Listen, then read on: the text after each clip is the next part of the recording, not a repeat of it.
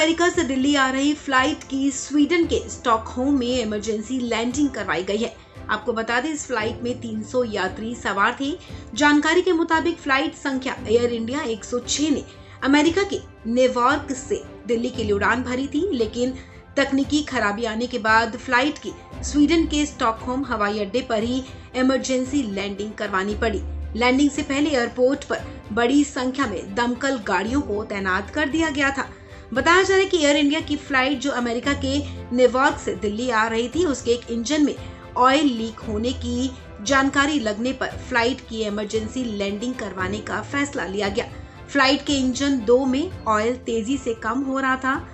जब ये देखने पर पता चला कि दूसरे इंजन से तेल लीक हो रहा था, इंजन का तेल घटकर काफी कम हो गया था, जिसके बाद फ्लाइट की इमरजेंसी लैंडिंग करवाने का फैसला लिया गया। हालांकि किसी भी तरह के हादसे से बचने के लिए पहले से ही स्वीडन एयरपोर्ट पर फायर ब्रिगेड की टीम को तैनात कर दिया गया था। एयर इंडिया फिलहाल दूसरे विमान से यात्रियों को दिल्ली भेजने की तैयारी कर रहा है। इस विमान में सवार सभी 300 यात्री पूरी तरह से सुरक्षित हैं। वहीं नागरिक उड्डयन महानिदेशालय यानी कि DGCA की तरफ से एक वरिष्ठ अधिकारी ने बताया कि तेल रिसाव के बाद इंजन को बंद कर दिया गया और बाद में फ्लाइट सुरक्षित रूप से स्टॉकहोम एयरपोर्ट पर लैंड करवाई गई। अधिकारी ने बताया कि जमीनी निरीक्षण के दौरान सेकंड इंजन के ड्रेन मास्ट से तेल निकलता देखा गया था।